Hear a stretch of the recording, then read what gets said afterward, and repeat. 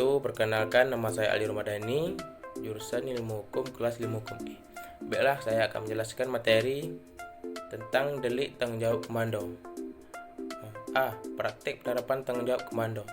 Keputusan yang dikeluarkan dalam pengadilan penjahat perang Nazi di Nuremberg menetapkan prinsip yang tegas bahwa seseorang yang memberikan perintah untuk melakukan kejahatan terhadap kemanusiaan dan orang yang melaksanakan perintah tersebut, keduanya sama-sama bersalah melakukan kejahatan. Selain itu, komando yang bertanggung jawab dapat diadili sekalipun ia tidak memerintahkan kejahatan tersebut, tetapi mengetahui atau mesti harus mengetahui tindakan yang melanggar hukum itu dan gagal untuk mengambil tindakan yang semestinya untuk mencegah, menindak dan menghukumnya. Prinsip ini berlaku terhadap atasan militer dari angkatan bersenjata dan terhadap penguasa sipil. Seseorang yang melakukan suatu kejahatan perang berdasarkan perintah dari atasan militer atau sipil tidak melepaskan pelaku dari tanggung jawabnya. Menurut hukum internasional, tanggung jawab timbul bila perintah yang diberikan nyata-nyata bertentangan dengan hukum dan orang yang menerima perintah mengetahui atau harus mengetahui sifat melawan hukum dari perintah tersebut menurut hukum internasional.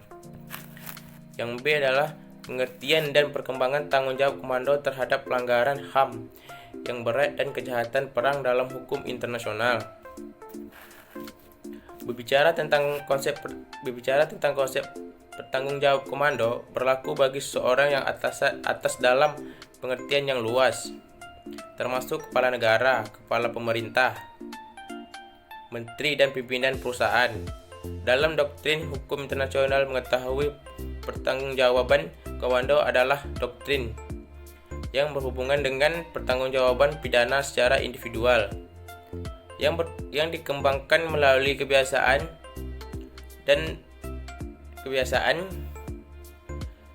dan praktek-praktek pengadilan kejahatan perang, terutama sesuai Perang Dunia Kedua.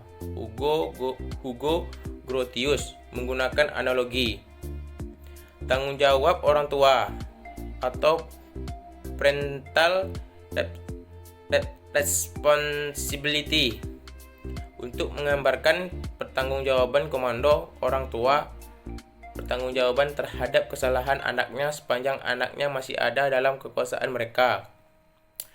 Di sisi lain, walaupun orang tua memiliki anak yang berada di bawah kekuasaannya, namun orang tua tersebut tidak mampu lagi untuk mengadili mereka, maka orang tua tersebut tidak lagi harus bertanggung jawab kecuali jika ia memiliki pengetahuan.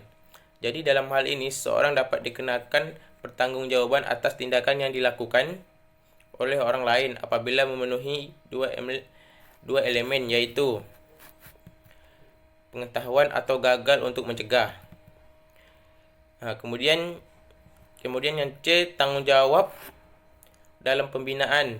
Tanggung jawab komando dalam pembinaan yaitu melakukan kegiatan perencanaan, pengorganisasian, pengarahan, pengadilan sumber daya manusia, alat peralatan agar pasukan siap untuk digunakan setiap saat bila diperlukan. Tanggung jawab komando dalam pembinaan kekuatan satuan termasuk pula pembinaan hukum di suatunya yang diwujudkan dalam penerapan hukum sebagai fungsi komando, yakni selaku pembina hukum, pembina disiplin penegak hukum. Selanjutnya yang D, penerapan tanggung jawab komando dalam kasus-kasus pelanggaran HAM. Hukum hak asasi manusia di Indonesia berdasarkan Undang-Undang Nomor 26 Tahun 2000 mengatur pertanggungjawaban komandan militer sebagaimana yang terdapat dalam pasal 42. Di dalam sistem hukum pidana Indonesia juga dikenal apa yang disebut sebagai pertanggungjawaban pidana. Mengenai istilah ini di dalam bahasa Belanda, terdapat 3 kata sinonim, yaitu aan prakelik, delik, dan teorokenbar. Orangnya yang orangnya yang aan aan prakelich atau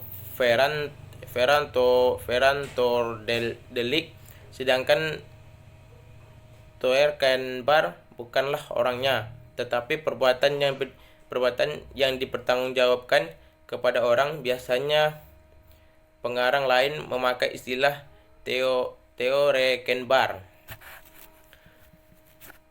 Namun lain halnya dengan pertanggungjawaban ini di lingkup militer.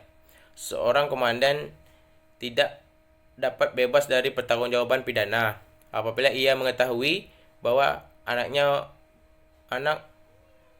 buahnya telah atau akan melakukan kejahatan yang berhubungan dengan tugas mereka, dan sepanjang perbuatan tersebut bersifat melawan hukum, dan jika ia tidak mencegah atau bertindak dan hanya membiarkan atau tidak melakukan sesuatu omission, maka komandan tersebut tetap bertanggungjawabkan karena adanya hubungan khusus antara komandan atau superior dan bawaan atau inferior.